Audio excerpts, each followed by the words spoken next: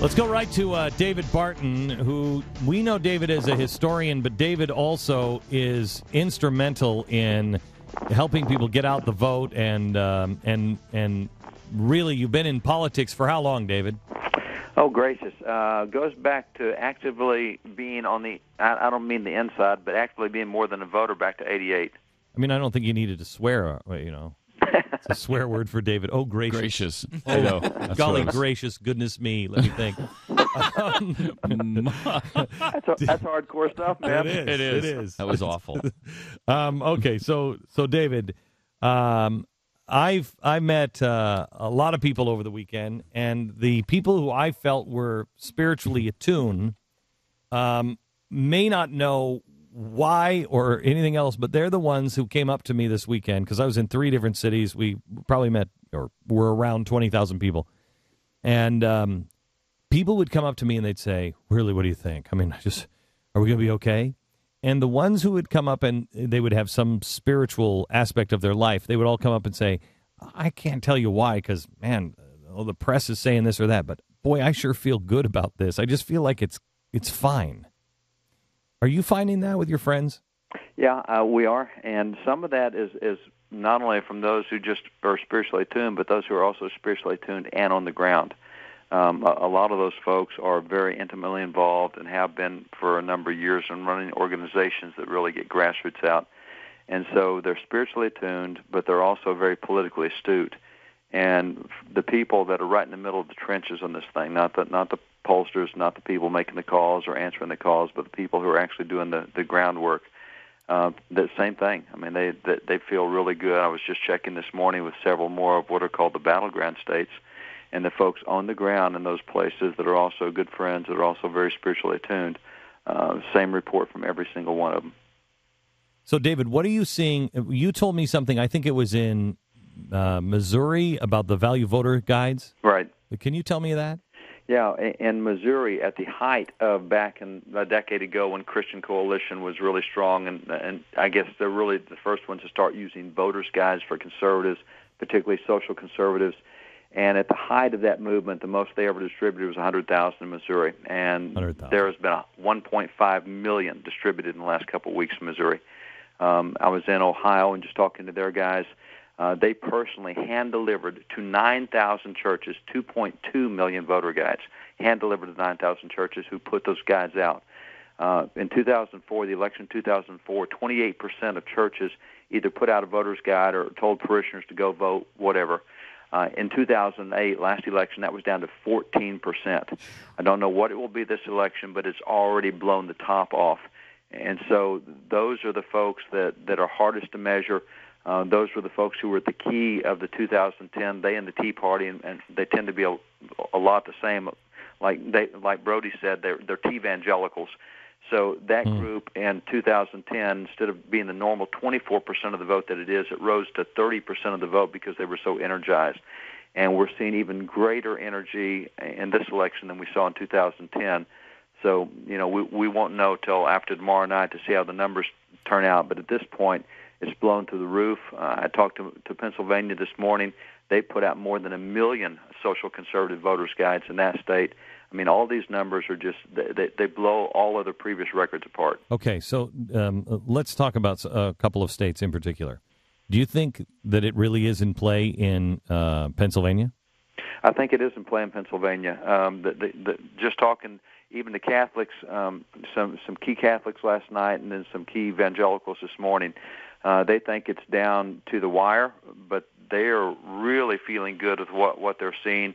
And they think it's definitely in play. Could be a couple points either way, but they don't think it's a blowout for Obama by a long shot. I talked to you, I think on Saturday. The New York Times did a piece on Sunday about me and my evil influence with evangelicals, which I think is laughable, especially since what all the New York Times did was say that, and then they talked to all of these so-called evangelicals who proved the story wrong. Wrong. exactly. I mean, it was amazing. Don't try to get logical with the New York Times. I mean, it was unbelievable. Oxymoron. You can't do it. I know. They were like, Glenn Beck and his secret cabal has been working voodoo magic on the evangelicals. And then they quoted all these evangelicals who were like, Mormons are dogs, and we should have them licensed and tagged.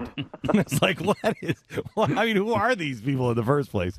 But there is something that is, I mean, David, when we first met, and you went with me to that meeting with the evangelicals, that was, 4 or 5 years ago. It had nothing to do with politics, had everything to do with the March on Washington. And we talked about Dietrich Bonhoeffer. I talked about Martin Luther King and the spirit of all of us standing together and not trying to baptize each other or anything else, just standing where God is telling us to stand. There was a change that night, just in that room. And I think that change has continued. I'm not claiming anything. It just is. I think it's God's will. It's changed. People are standing together, and the media now is confused because they're like, "Well, evangelicals. Well, I thought you thought that they were all dogs, the Mormons, and you should have them tagged, put down to sleep."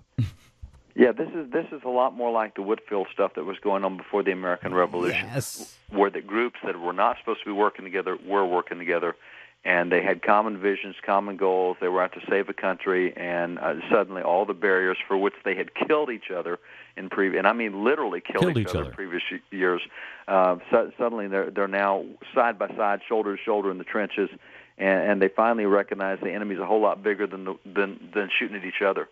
And I think that's where we are right now. Right, and the king didn't understand it then, and I don't think the king understands it today. I agree, and he underestimated it as well. I mean, big time. He's used to dealing with all these separate constituencies who don't like each other and always fighting and bickering, and then suddenly when they all get pulled together, it doesn't take a majority to do that. It takes a dedicated minority working together.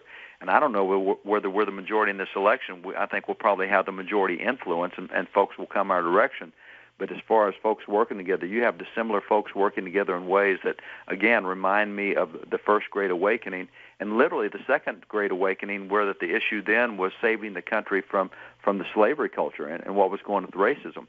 So both revivals we've had in America were very dissimilar groups working together for common goals and common good of the whole country, and I think that's where we are. I have to tell you, David, we said over the summer, I said this is witness the Third Great Awakening at Cowboy Stadium, and I agree with you. I think it is absolutely happening, and nobody in the media or in Washington will even understand what that even means, but it is gigantic. But I was standing on the stage with FreedomWorks on Friday in a show that we're going to air tonight at 8 o'clock on The Blaze. And I was giving a speech, and it struck me about halfway through the similarities of what is being done right now to the beginning of our country. We are repeating, and we're at the very beginning of it, but we are repeating all of the steps that it took for us to be free in around the time of the Declaration of Independence, don't you think? I agree. It's starting to happen. And I look at the Tea Parties, I look at other, even churches, and it's like the committees of correspondence. These guys talk to each other, and every one of them is a local independent committee. Nobody's over them, but they all communicate, they all cooperate, and that's unusual. I mean, I haven't seen that in my lifetime, where we have so many small groups, and the networking that's occurring. I mean, that's the same thing. I haven't seen networking like this. We've always had, even on the social conservative side or the evangelical side, there has to be some spokesman, some leader. There's not a spokesman now. There's about 5,000 of them. And so the networking that's out there, the committees of correspondence concept, what we're doing with transmitting information through social media, et cetera. I was just talking to some of the guys on the ground this morning in 6 of the battleground states, and they say hands down that on our side, social conservatives and Tea Party folks, our technology is so much better than what Obama has. The media keeps saying how great his technology is. What we've been able to do with micro-targeting, what we've been able to do with voter ID and registration turnout, it is so much more sophisticated than what they're doing on their side. And that's exactly what was going on in the First and Second Great Awakenings. Everybody underestimated how organized and how dedicated small groups could be, and that's exactly where we are now. Mm-hmm. So what is your prediction? I predict that tomorrow night is not going to go nearly as long as everybody thinks it will. I don't think it's going to be nearly as tight. We'll certainly know within the first couple of hours. Just give me an electoral college number for Romney. Ballpark it. 270 to win, and I think it's easy over that. I think it could be 320, 330. I agree. I think it could be. I think Barone could be right on this thing, and I'm in that category. I don't think it's going to be a squeaker. I said what Barone said. 2 weeks ago, and you're not quoting me. Why are you quoting Barone? Now, if he's wrong, quote him. Yeah, it was Michael Barone then. Yeah, it was his fault. He's right. It's me. I mean, just saying, right. David. That's right. All right, David. We'll see you. We'll see you. Are you going to be on tonight? Are you in town? Yes, where are you? I'm with you tonight, and you're stuck with me again tomorrow night. Okay, good. I'm glad to have you. And bring some of the information on the organizing technology for tomorrow night's show. I will have it. Okay. Thanks a lot, Absolutely. David. All right. See you, bro. David has quite a network that we'll be getting information that the other networks won't have tomorrow.